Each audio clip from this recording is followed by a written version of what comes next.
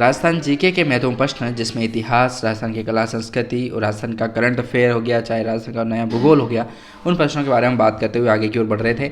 और इतिहास के महत्वपूर्ण प्रश्नों के बारे में हमने बात भी की थी और कुछ क्वेश्चन हमने पढ़े भी थे। ठीक है, तो इसी क्रम में हम आगे बढ़ते हुए चल रहे थे। और हाँ, ये हमारा चैनल जो है दोस्तों SK स्टडी एकेडमी के नाम से है, जिस पे आप ये वीडियोज़ वगैरह देखेंगे। और हाँ, ये वीडियो आप 2.0 पे देख रहे होंगे। हाँ, PDF आप डाउनलोड करना चाहते हैं दोस्तों, तो लिंक आपको डिस्क्रिप्शन में दिया गया है, वहाँ से इस PDF को आप डाउनलोड भी कर सकते हैं बहुत आसान तरीके से। तो बिना किसी विघ्न के आप जरूर डाउनलोड कीजिएगा और आज से ही पढ़ने का प्रयास कीजिए, इन प्रश्नों को सोल्व कीजिएगा। मेरा तो उद्देश्य यही है। ठीक है, तो वीडियो आप देखोगे, लेकिन वीडियो देखोगे 5-7 मिनट, 10 मिनट, 15 मिनट का देख लोगे, लेकिन कुछ प्रश्न ही कवर हो पाएंगे। यदि आप अपने स्तर पर पढ़ेंगे तो ज़्यादा प्रश्न सोल्व कर पाओगे। ठीक है, तो ये प्रश्न जो दोस्तों जो सीरीज जो है मैंने वहाँ पर अपलोड कर रखी है, तो जाइए आप डाउनलोड कर सकते हैं आप। ठीक है, चलिए प्रश्नों की ओर बढ़ते हैं। और 61 नंबर का अपना प्रश्न आता है कि बांसवाड़ा का मानगढ़ धाम किस समुदाय से संबंधित है। राजस्थान पुलिस कांस्टेबल जो एग्जाम होता है उसमें ये प्रश्न पूछा गया था। तो बांसवाड़ा का जो मानगढ़ धाम है दोस्तों, किस समुदाय से संबंधित माना जाता है। राजस्थान पुलिस कांस्टेबल का एग्जाम था, उसमें प्रश्न पूछा गया। तो पहला है अहीर, दूसरा है गुर्जर, तीसरा है भील, चौथा है बनिया। तो बांसवाड़ा का जो मानगढ़ धाम है दोस्तों, सबको ही पता है, भील आंदोलन के नाम से जाना जाता है। सी ऑप्शन राइट आंसर है। ठीक है, सी ऑप्शन जो इसका राइट आंसर है भील। राजस्थान कांस्टेबल एग्जाम में पूछा गया, तो मतलब प्रश्न रिपीट होने की संभावना जो है पूरी की पूरी बनती है। 62 नंबर का प्रश्न आता है कि राजस्थान में भील एवं गरासिया लोगों को संगठित करने के लिए संप सभा की स्थापना की गई थी। RPSC सेकंड ग्रेड वाले एग्जाम में प्रश्न पूछा गया, 2018 वाला जो एग्जाम होता है उसके अंदर प्रश्न पूछा गया। RPSC का प्रश्न है, मतलब यहाँ से रिपीट होने की संभावना बनती है। तो राजस्थान में जो भील गरासिया लोगों को संगठित करने के लिए एक संप सभा की स्थापना की जाती है। पहला ऑप्शन कहता है जोरावर सिंह जी, दूसरा है मोतीलाल तेजावत, तीसरा है भोगीलाल पांड्या और चौथा है आपका गोविंद गिरी। तो राजस्थान में भील गरासिया लोगों को संगठित करते हैं और एक संप सभा की स्थापना करते हैं, तो वो थे अपने जोरावर सिंह जी, उनके द्वारा जो है कार्य किया जाता है। भील एवं गरासिया लोगों को जो है संगठित करने का काम करते हैं और संप सभा जो है उसकी स्थापना ये कर देते हैं। ठीक है, 63वां प्रश्न आता है, काफ़ी इंपॉर्टेंट प्रश्न है कि गोविंद गिरी के नेतृत्व में हुए भील आंदोलन को किस नाम से जाना जाता है। गोविंद गिरी जी के नेतृत्व में हुए भील आंदोलन जो है उसको किस नाम से जानते हैं। इंडस्ट्री डिपार्टमेंट का जो एग्जाम होता है उसमें प्रश्न पूछा गया था। ए ऑप्शन कहता है कि शुद्धि आंदोलन से, या फिर दूसरा है भगत आंदोलन से, तीसरा है जनजाति आंदोलन से, चौथा है एक ही आंदोलन से। तो गोविंद गिरी के नेतृत्व में एक भील आंदोलन होता है और उसी को भगत आंदोलन के नाम से जानते हैं, भगत भील आंदोलन। याद रखिएगा, भगत भील आंदोलन। ठीक है, इस तरीके से ही याद रखिएगा, गोविंद गिरी जी के द्वारा होता है, भगत भील आंदोलन जो है इसकी शुरुआत की जाती है। ठीक है, चलिए लाइट वगैरह चली जा चुकी है, कोई बात नहीं। अगला प्रश्न आता है 64 नंबर का है कि सामाजिक सुधारक गोविंद गिरी का जन्म हुआ था। सामाजिक जो सुधारक हैं दोस्तों गोविंद गिरी जिनका नाम आता है, उनका जन्म दोस्तों कहाँ पर होता है।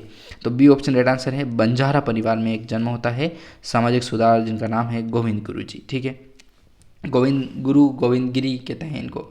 ठीक है, तो बंजारा एक परिवार जो था उसमें जन्म लेते हैं, लेकिन इन्होंने जो अपना जनजातीय क्षेत्र है उन लोगों के लिए बहुत अच्छा कार्य किया था और करना भी चाहिए।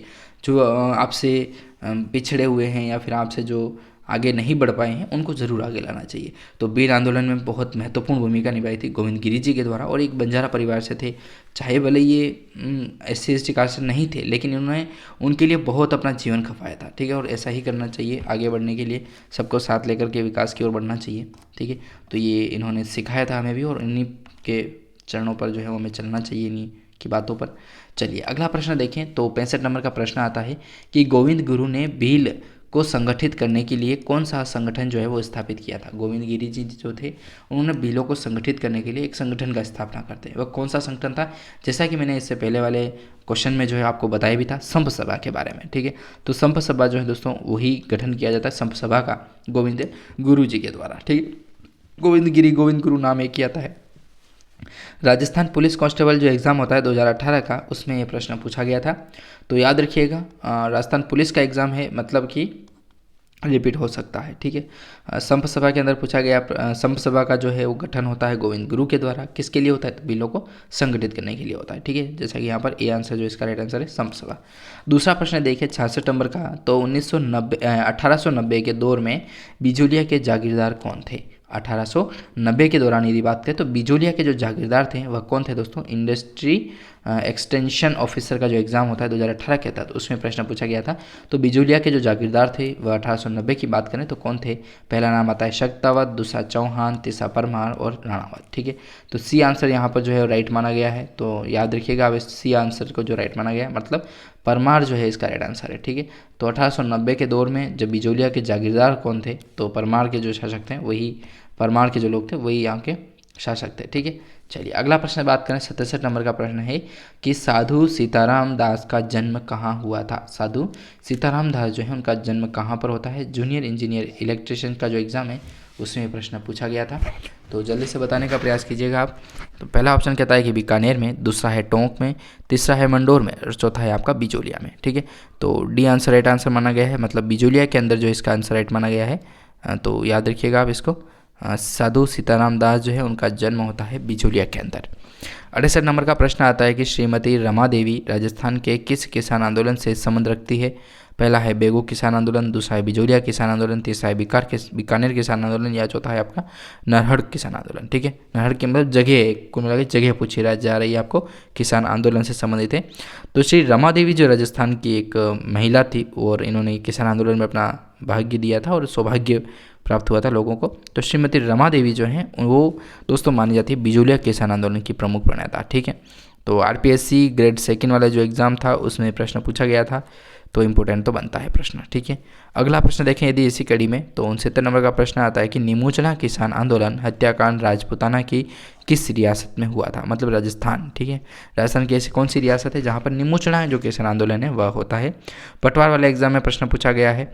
ऑप्शन ए कहता है कि अलवर, दूसरा है मेवाड़, तीसरा है जोधपुर और चौथा है आपका जैसलमेर। तो निमोचना जो है दोस्तों है किसान आंदोलन आपके होता है दोस्तों अलवर में। ठीक है, अलवर भरतपुर जो मेवाड़ क्षेत्र है वहीं पर जो है निमोचना है किसान आंदोलन जो है वहाँ पर होता है। तो आंसर ए जो इसका राइट आंसर होने वाला है। 70 नंबर का प्रश्न यदि देखें तो प्रश्न है कि किसान पंचायत जिसकी स्थापना 1916 से 1917 ईस्वी में की गई थी और इस संगठन का संबंध था, क्या लिख के रहा है? Less than 10% of battery. ओ कोई बात नहीं, कुल मिला के क्लास तो खत्म ही करूँगा भाई। लेब असिस्टेंट जो ग्रेड 3 जो एग्ज़ाम होता है लेबरेशन का, उसमें प्रश्न पूछा जा चुका है। पहला ऑप्शन कह रहा है कि डूंगरपुर, दूसरा है शेखावाटी, तीसरा है बिजोलिया और चौथा है आपका जोधपुर। तो देखिए किसान पंचायत जो है उसकी स्थापना 1916-17 में होती है, लेकिन ये होती है दोस्तों बिजोलिया में। ठीक है, तो सी ऑप्शन जो इसका राइट आंसर है। ठीक है, किसान आंदोलन किसान पंचायत जो इसकी स्थापना 1916-17 में होती है तो बिजोलिया में होती है। ठीक है, बहुत इंपॉर्टेंट प्रश्न है।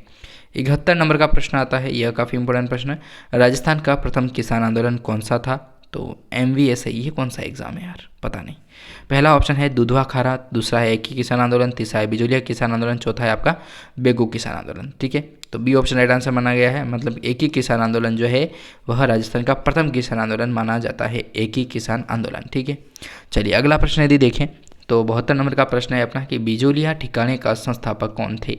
बिजोलिया ठिकाने के संस्थापक कौन थे? इन्वेस्टिगेटर जो एग्जाम होता है 2016 में कोड नंबर 7 का, उसमें प्रश्न पूछा गया है। तो बिजोलिया ठिकाने का जो संस्थापक थे वह माने जाते हैं दोस्तों ठाकुर कृष्णा सिंह जी, दूसरा ऑप्शन है राव केशवदास, तीसरा है अशोक परमार, चौथा है राव गोविंदास जी। ठीक है, तो जल्दी से प्रयास कीजिए आंसर क्या हो सकता है। ठीक है, परमार साहब थे बिजोलिया ठिकाने के, गोविंदा, केशवदास, परमार, अशोक परमार। ठीक है, चलिए अगला क्वेश्चन देखते हैं। 73 नंबर का प्रश्न है अपना, विजय सिंह पथिक किस आंदोलन से संबंधित हैं? विजय सिंह पंडित पथिक सबको ही पता है किसान आंदोलन से संबंधित है। ठीक है, सी ऑप्शन राइट आंसर माना गया है। और MAC ये कौन सा एग्जाम है पता नहीं। 74 वाला एग्जाम है कि बेगू किसान आंदोलन का नेतृत्व किसने किया था? लेब असिस्टेंट का एग्जाम में प्रश्न पूछा गया। तो बेगू किसान आंदोलन जो है उसका नेतृत्व करते हैं जुलान सेठी, जमनालाल बजाज, नैनूराम या फिर राम नारायण चौधरी साहब। ठीक है, तो चौधरी साहब ही करते हैं, राम नारायण चौधरी साहब जो हैं वही बेगू किसान आंदोलन के नेतृत्वकर्ता के रूप में जाने जाते हैं। 75 नंबर का प्रश्न आता है कि बरड़ का किसान आंदोलन किस रियासत से संबंधित है? बरड़ का जो किसान आंदोलन है वह किस रियासत से संबंधित है? फॉरेस्ट वाले एग्जाम में प्रश्न पूछा गया है। पहला ऑप्शन है कि मेवाड़, दूसरा है जयपुर, तीसरा है सिरोही, चौथा है आपका बूंदी। ठीक है, तो डी ऑप्शन राइट आंसर माना गया है। बूंदी जो है दोस्तों बरड़ का किसान आंदोलन के रूप में जाना जाता है। ठीक है, बरड़ का बूंदी किसान आंदोलन। ठीक है, चलिए अगला प्रश्न देखें यदि, तो 76 नंबर का प्रश्न आता है इसी कड़ी में कि निमोचना जो हादसा है वह कब हुआ था? तो निमोचना का हादसा 14 जुलाई 1929 को या फिर 14 मई 1925 को हाँ 14 तारीख तो 14 है। सी ऑप्शन है 11 मार्च 1930, 25 अगस्त 1935। ठीक है, तो दोस्तों 25 में होता है 1925 में 14 मई 1925 के तहत जो है वह निमुचना हादसा जो है वो हो जाता है। 14 मई की बात है। ठीक है, जूनियर इंस्ट्रक्टर जो एग्जाम है उसमें प्रश्न पूछा गया था। 77 नंबर प्रश्न आता है कि रूपाजी एवं कृपाजी धाकड़ नामक 2 किसान किस कृषक आंदोलन के दौरान जो है वो शहीद हो चुके थे। पीटीआई का एग्जाम है, उसमें प्रश्न पूछा गया। पहला ऑप्शन है बीकानेर, दूसरा है बिजोलिया, तीसरा बेगू और चौथा है आपका बरड़। ठीक है, तो रूपाजी और कृपाजी धाकड़ जो हैं दोस्तों वह 2 किसान आंदोलन जो है वो कृषक आंदोलन के दौरान जो है शहीद हो जाते हैं। पीटीआई वाले एग्जाम में प्रश्न पूछा गया।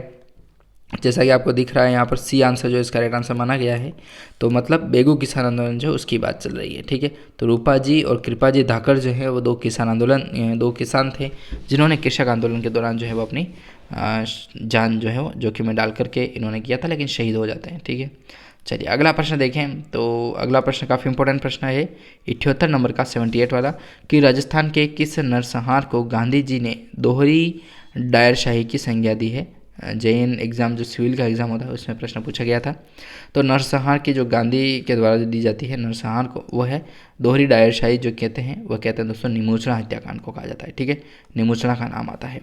79 नंबर का प्रश्न है कि पंछीड़ा नामक लोकप्रिय गीत किसके द्वारा रचित है। पंछीड़ा जो लोकगीत है दोस्तों वो किसके द्वारा रचित माना जाता है। तो माणिक्यलाल वर्मा साहब का नाम आता है इसी कड़ी में। ठीक है, माणिक्यलाल जो वर्मा साहब थे उन्हीं के द्वारा दोस्तों जो है वहाँ पर लोकप्रिय जो गीत है दोस्तों वो गाया जाता है। ठीक है, पंछीड़ा, हाँ पंछीड़ा ने उड़ न जाजे पावा घड़े रे, वही माणिक्यलाल वर्मा के द्वारा गाया गया था। सी ऑप्शन जो है राइट आंसर है। 80 नंबर का प्रश्न देख लेते हैं। तो 80 नंबर का प्रश्न है कि दाबड़ा कांड किस क्षेत्र के किसानों से संबंधित माना जाता है। पहला ऑप्शन है सीकर, दूसरा भरतपुर, तीसरा जोधपुर, चौथा है Alwar. C option right answer माना गया है, मतलब जोधपुर जो इसका राइट आंसर माना गया है। तो दाबड़ा कांड जो है वह किस किसान आंदोलन से संबंधित है। तो जोधपुर किसान आंदोलन से संबंधित रहने वाला है। ठीक है, चलिए अगले क्वेश्चन अगले वीडियो में जानेंगे। 11 मिनट का वीडियो बन चुका है, तो आपका बहुत बहुत धन्यवाद दोस्तों।